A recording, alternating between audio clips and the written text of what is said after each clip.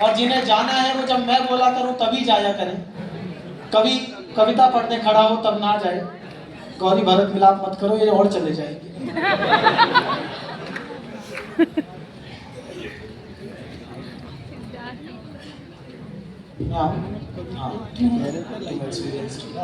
मैंने अच्छे अच्छे गीत किए तो माइक है जी।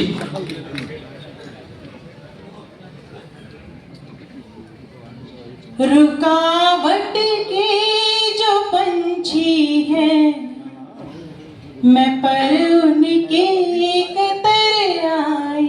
क्या बात है, वाह वाह वाह वाह वाह। रुकावट के जो पंछी हैं, मैं पर उनके कतर आई।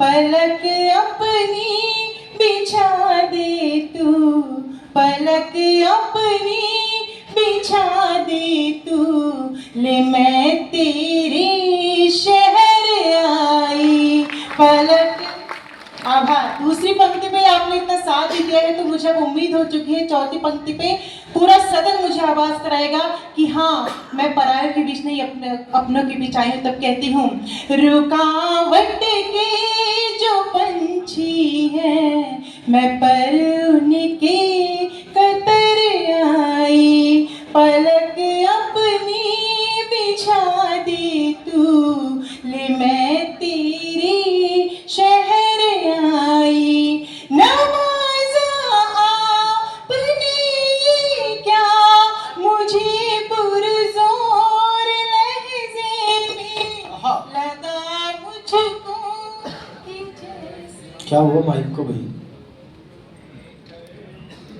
माइक पे गंगा का पानी तो नहीं छिड़क दिया? गौरी चेक करना नीचे वाले पार्ट क्या हो जी। सही है। अभी सही होगा, एक बार चेक करना बोल के। धन्यवाद भैया। नहीं, माइक ठीक कीजिए या इससे बढ़ लो गौरी। गौरी ये ले लो।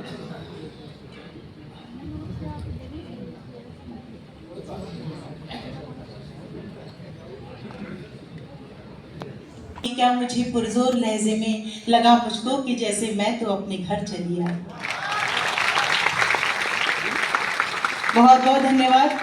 दिल्ली दिलवालों की कही जाती है, सबसे बड़ा सौभाग्य आज इस प्रतिष्ठित मंच पे मैं हूँ और उससे भी बड़ा सौभाग्य हमेशा जिनको मैंने YouTube पे देखा है, माँ स्वरूप एक ऐसी सीता माँ यहाँ पे बैठी हुई, मैं चाहती हूँ उनके लिए जोरदार तालियां हो जाए। वो मेरी प्रेरणा से होते हैं और यकीन मानेगा हिंदी काव्य जगत में जब मैंने कदम रखा, मेरे काव्य सफर जो मेरा 9-10 साल का रहा है उसमें मैंने हमेशा उनको सुना है और एक इच्छा रहती थी कि उनके सम्मुख जा करके उनको बैठ करके सुनो, जो आज हिंदी अकादमी ने पूरी कराई है। मैं इसलिए आप सबका भी तहे दिल से धन्यवाद कहना चाहती हूँ कि मुझे ये सौभाग्य प्राप्त करवाया आप सभी ने। और तब ये बात कहना चाहूँगी कि मैं नैनीताल से आती हूँ तो प्रेम के साथ अपने साथ क्या लाती हूँ, यहाँ से मेरा मन बना दीजिएगा। कहती हूँ, बीमारे इश्क में दिल की दवा के साथ आई हूँ, मोहब्बत की अनोखी सी अदा के साथ आई हूँ, महकने लग गई दिल्ली शहर की हर गली क्योंकि मैं नैनीताल की ताज़ी हवा के साथ आई हूँ। आभार आभार।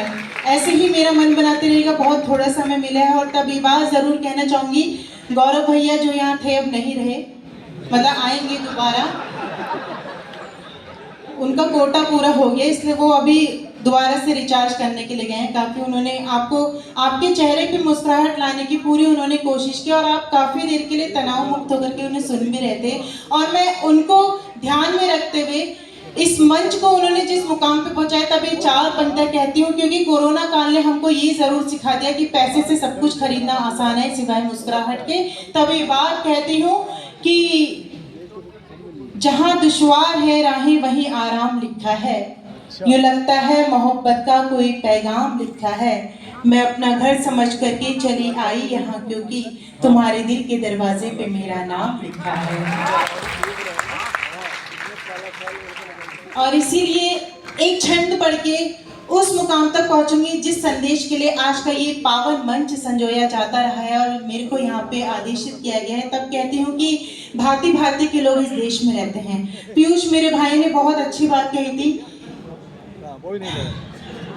हम श्रोताओं को दोष देते हैं, लेकिन कमी कहीं ना कहीं हम सब में भी होती है। तब ये बात कह रही हूँ कि उन्होंने कहा था मेरे भाई ने कि ना कोई मीरा बन रही है ना कोई राधा बन रही है, कोई हमारे मंच की सीता को तो देखे, कोई अपने अंदर राम तो जीवित करे।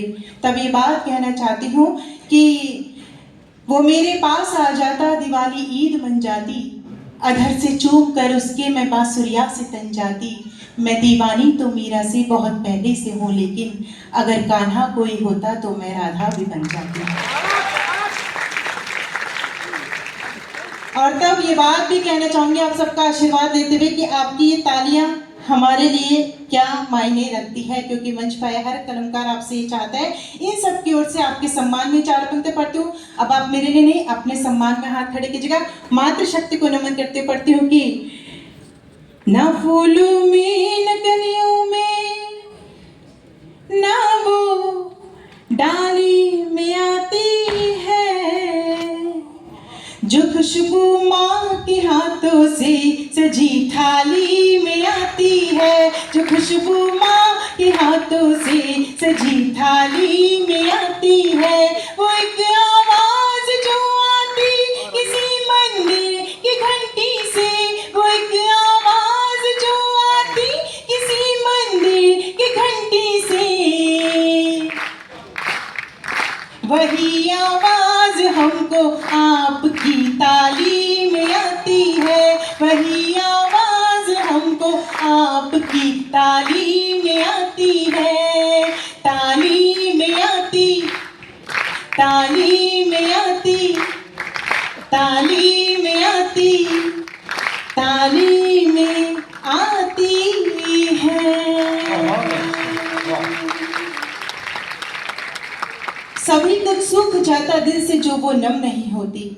मातृशक्ति जो इस मंच पे भी विराजमान है और मेरे सम्मुख भी है, तब एक बात कहना चाहती हूँ, और भारत माता की बात यहाँ से हो रही है। तब कहती हूँ कि सभी कुछ सूख जाता दिल से जो वो नम नहीं होती, उलट जाता है सब यदि खुद पे वो कायम नहीं होती। हजारों दर्द पी जाती है लेकिन गम नहीं करती, कोई औरत जमाने में जमी से कम नहीं होती। क्या कहना, लक्ष्मीबाई पैदा नहीं हो रही, किसने कह दिया? पुलिस की वर्दी धारण करे हुए उस नारी को जाकर कोई देखे जो रात के 3-3, 4-4 बजे राजस्थान और मध्य प्रदेश के कवि सम्मेलन में हमारी रक्षा के लिए तैनात रहती है। और उनको देख करके मुझे जिसकी याद आती है, उस बेटी के सम्मान में आपके हाथ खड़े हो कहती हूँ कि लड़ी थी डट के गोरों से कहानी याद आती है, जो शोलों पर चली थी वो जवानी याद आती है। और मुझे जब इस वतन की बेटियां दिखती हैं वर्दी में, मुझे उस वक्त वो झांसी की रानी याद आती है।